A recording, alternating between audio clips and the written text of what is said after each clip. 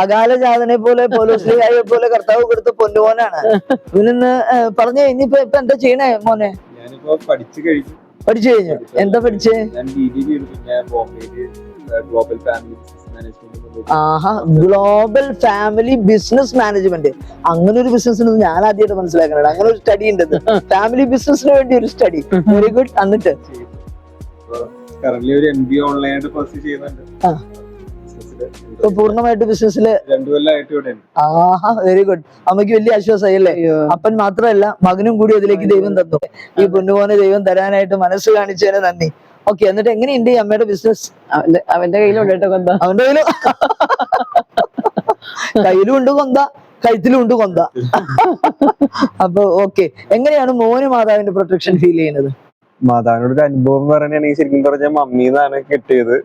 എന്റെ ഒരു പ്രത്യേക ജീവിതത്തിലൊരു സാഹചര്യത്തിലാണ് എനിക്ക് കൊന്ത കയ്യിൽ വെച്ച് തരുന്നത്.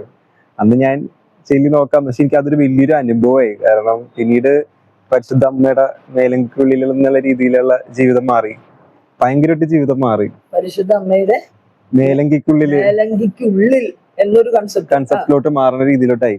എല്ലാ കാര്യവും മാതാവ് നടത്തുന്നതില്, എക്സാം ആയാലും എന്തായാലും ഞാൻ പഠിച്ചില്ലെങ്കിൽ പോലും എനിക്ക് എല്ലാ കാര്യങ്ങളും മാതാവ് നോക്കി നടത്തുന്ന ഒരു ഇതിലോട്ട് മാറി.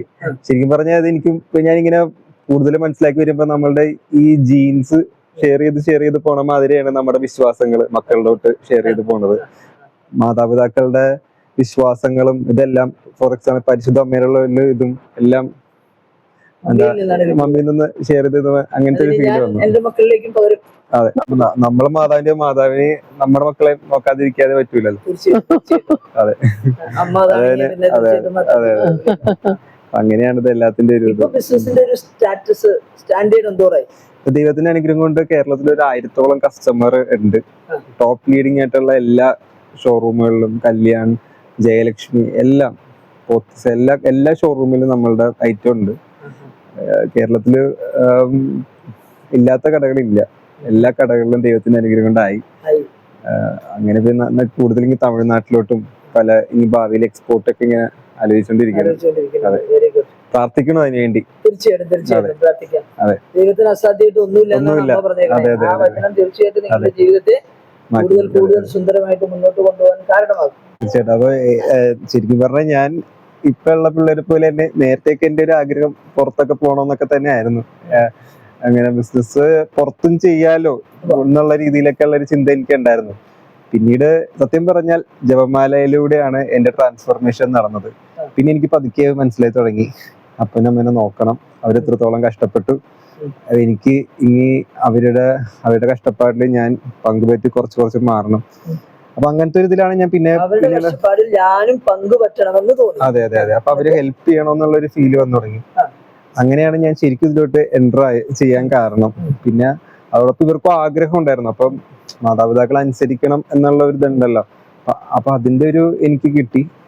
അപ്പൊ അങ്ങനെയാണ് ഞാൻ ഇതിലോട്ട് ജോയിൻ ചെയ്തത്. പിന്നീട് എനിക്ക് കുറച്ചും കൂടി ഞാൻ ട്രാൻസ്ഫോം ആയപ്പോ എനിക്ക് മനസ്സിലായി,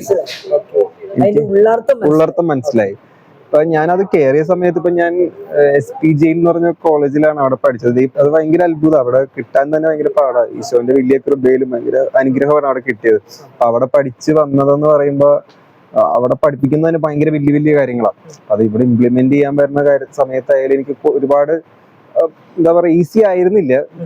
പക്ഷേ ജപമാലയിലും ഫസ്റ്റ് വിശുദ്ധ കുർബാനയാണ് സ്റ്റാർട്ട് ചെയ്യണത്. ഞങ്ങൾ കുടുംബം മൊത്തം വിശുദ്ധ കുർബാന ഇല്ലാണ്ട് ഞങ്ങൾ ഒന്നും തുടങ്ങാറില്ല.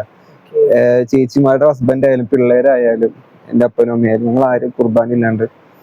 അപ്പൊ വിശുദ്ധ കുർബാനയും ജപമാലയും പിടിച്ചതിന് ശേഷമായിട്ട് ഇങ്ങനെ പതുക്കെ ആയിട്ട് ഓരോ കാര്യങ്ങൾ ട്രാൻസ്ഫോർമേഷൻ വരണത് ഞാൻ കൺമുമ്പിൽ ഇങ്ങനെ കണ്ടു തുടങ്ങി. ഇംപ്ലിമെന്റ് ആയിക്കൊണ്ടിരിക്കുന്നു. അത് ഒരു 10-50% ഉള്ള രീതിയിലോട്ടൊക്കെ കർത്താവ് വളർത്തി. അപ്പൊ ഞാനിങ്ങനെ തിരിഞ്ഞു നോക്കുമ്പോ എനിക്ക് അത്ഭുതമാണ്. കുറെ കാര്യങ്ങൾ ഞാൻ അന്ന് കർത്താവിന്റെ ഇൻസ്പിറേഷൻ കിട്ടിയത്, പരിശുദ്ധാത്മാവിന്റെ ഇൻസ്പിറേഷൻ കിട്ടിയ കാര്യങ്ങൾ അന്ന് എനിക്ക് ഭയങ്കര തടസ്സങ്ങളൊക്കെ ആയിരുന്നു.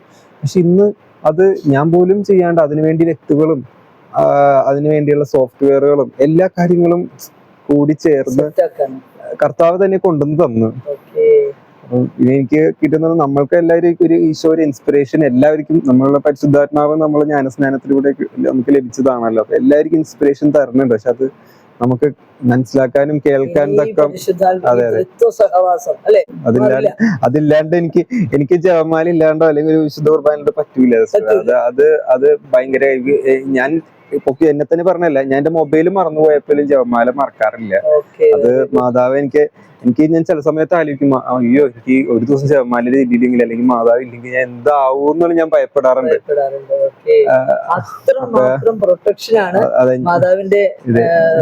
അനുഭവിക്കുന്നത്.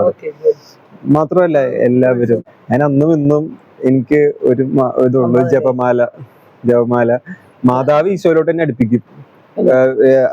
കുമ്പസാരം, വിശുദ്ധ കുർബാന, ദിവ്യകാരുണ്യ ആരാധന. എന്റെ അടുത്ത് ഇന്നലെ പറഞ്ഞേന്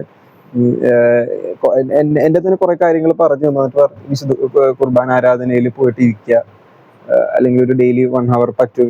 ഇപ്പോഴത്തെ തിരക്കി പറ്റാറില്ല, പക്ഷെ എന്നാലും പറയും. അങ്ങനെ ഉള്ളിലൊരു തോന്നൽ, അതെ ആ ഇൻസ്പിറേഷൻ കിട്ടും നമുക്ക്. അമ്മയാണ് പറയണത്. അമ്മ പറയും, മോനെ 1 മണിക്കൂർ ദിവ്യകാരുണ്യ ആരാധനയിൽ പോയിരിക്കണം. എത്ര വയസ്സുള്ള മോനാണ് ഈ പറയണേന്ന് അറിയോ? എത്ര വയസ്സ് കൂട്ടാൻ? എനിക്കിപ്പോ 23 വയസ്സുള്ള മോനാണ് പറയണേ. ഈ ലോകത്തിന്റെ എല്ലാ മാലിന്യങ്ങളിലും വേണമെങ്കിൽ മുഴുകി ജീവിക്കാനുള്ള സമ്പത്തും കാര്യങ്ങളൊക്കെ അവനുണ്ട്. ആ മോനാണ് പറയണേ. മാതാവ് ഇടയ്ക്ക് പറയും, മോനെ ദിവ്യകാരുണ്യ സന്നിധിയിൽ 1 മണിക്കൂർ പോയിരിക്കാൻ. DJ പാർട്ടിക്ക് പോകാനായിട്ട് തിരക്ക് കൂട്ടുന്ന കാലഘട്ടത്തിന്റെ എല്ലാ വ്യഗ്രതകളും നമ്മൾ കാണുന്നതാണ്.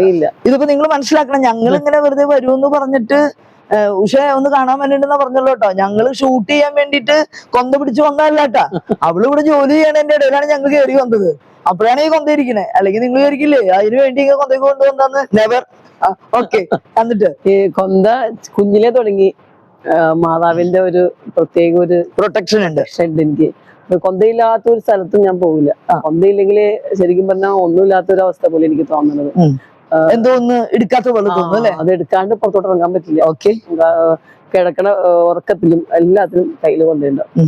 അങ്ങനെ കൊന്ത ഇപ്പൊ എന്റെ മക്കൾക്കാണെങ്കിലും മൂത്ത കുട്ടികള് അവരും അതുപോലെ തന്നെ മകനാണെങ്കിലും എപ്പോ നോക്കിയാലും കയ്യിൽ കൊന്ത കാണാം. കുർബാന കഴിഞ്ഞ് വരുമ്പോഴും ഈ ജപമാല ചൊല്ലിയിട്ടാണ് ഉഷ നടന്നു പോവാറ്. ആദ്യമായിട്ട് ഉഷനെ പരിചയപ്പെടാനും കാരണം ഈ ജപമാല കൊണ്ട് നടക്കുന്ന ഒരു സ്ത്രീ എന്ന നിലയിലാണ്. എന്താണ് ഇതിന്റെ ഗുട്ടൻസ്? അയ്യോ, പരിശുദ്ധ അമ്മ നമ്മുടെ കൈ പിടിച്ച നമ്മുടെ കൈ പരിശുദ്ധമ്മ പിടിക്കും. എന്റെ 5 10 പാവാടയിൽ തുടങ്ങിയ ഈ കഥ ഇന്ന് ആയിരക്കണക്കിന് ലക്ഷക്കണക്കിന് പാവാടകളിലേക്ക് അധികരിച്ചു. അത് ഇവിടെ മുഴുവനും ഈ മാതാ അപ്പാരൽസ് പ്രൈവറ്റ് ലിമിറ്റഡ് കമ്പനിയുടേതായിട്ട് മാറി. അതുകൊണ്ടാണ് അവർക്ക് ഇത്രയും വലിയൊരു വിജയവും ദൈവം കൊടുത്തത്. അത് എനിക്ക് പോലും പലപ്പോഴും ഇവര് ഒരു ഇൻസ്പിറേഷനാണ്. അത് പറയുന്നതിൽ എനിക്കൊരു നാണവുമില്ല. ഒരു സന്യാസിനിയായിട്ടുള്ള എനിക്ക് പോലും ഇവരുടെ ലൈഫ് ഒരു ഇൻസ്പിറേഷൻ ആയിട്ടുണ്ട്.